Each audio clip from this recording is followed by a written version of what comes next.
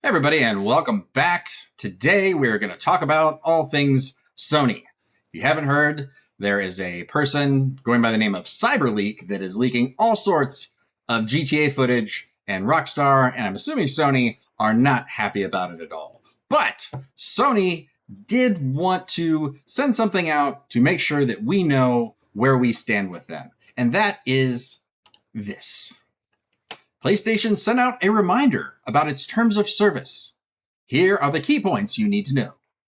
You do not own digital games. You only buy a license to use them. You're renting it. You're renting the digital game. If your account gets suspended or closed, you lose access to all purchased digital games. Think about that. How many games have you purchased digitally? I know I've purchased many because it's better than going to the store and you don't have to wait.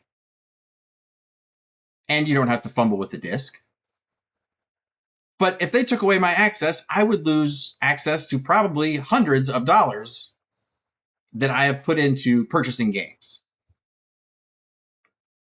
In addition, PlayStation can monitor your activities, including communications, gameplay, and IP addresses. Think about that. Sony can monitor everything you've said in your communications. I'm assuming that means chat too. And people say some horrible things to each other in chat. And I'm just playing with friends most of the time, and we say some just next level nonsense. I'm going to keep it PG. I mean, just double take, make your toes curl, wake your grandmother out of a dead sleep type stuff. I do not want them sharing that with anyone. And your shared content can be used in their ads without any compensation to you. So if you had the round of your life in Call of Duty, if you had the match of your life in Fortnite, they can use that for whatever they want and profit off of it and use it as marketing material, advertising material, and you get nothing. Boop. Absolutely nothing. Thanks, Sony. Thanks. That's awesome. Now, if you did not know, there is currently a boycott of the PlayStation Network going on. Now, the PlayStation Blackout was originally supposed to be 1 week. So, it started on the 23rd, and it is supposed to end on, I think, the 30th or the 31st. And I think it started at like 7 p.m. I am participating just for solidarity's sake. But I wonder how long this can potentially last. Because today, we got an update from Pirate Nation. The PlayStation Blackout is now planned to continue indefinitely. Indefinitely? And some users are asking to delay it because of the Call of Duty beta. Okay. The protest was originally planned as 1 week, but organizers have changed the plan, and now there is no fixed end date.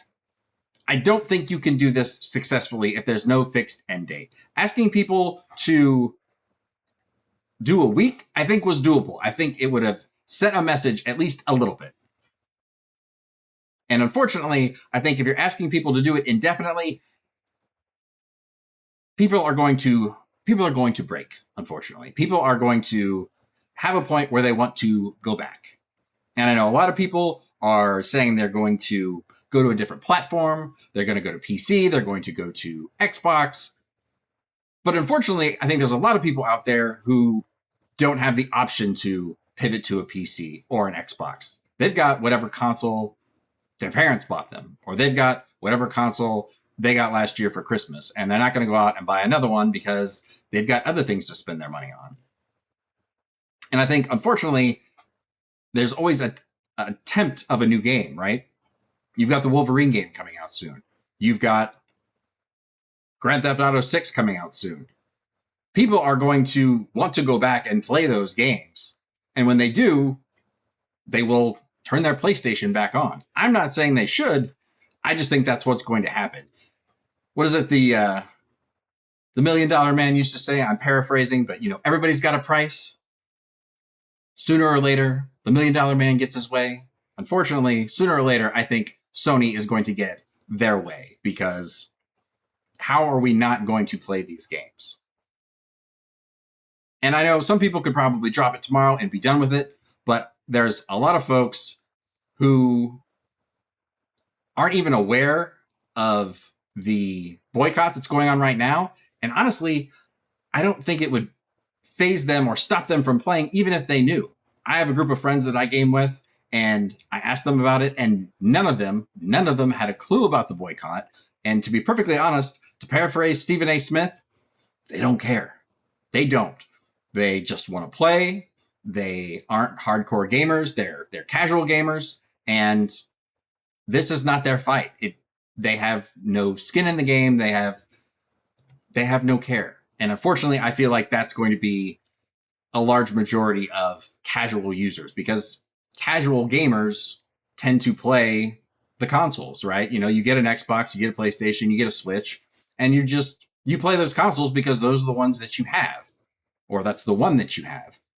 I think the more passionate gamers have, multiple consoles, or they're willing to make the switch. And I just don't think people are going to hold out indefinitely.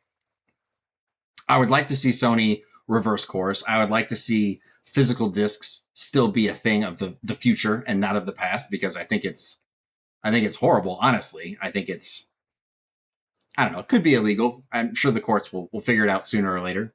But I definitely don't like the idea of Sony or anybody else being able to just say, oh, I'm going to turn your license off, or we're not going to support that game anymore. So bye, you can't even play an old copy. You can't even play a frozen in time copy of this game. You have to have this.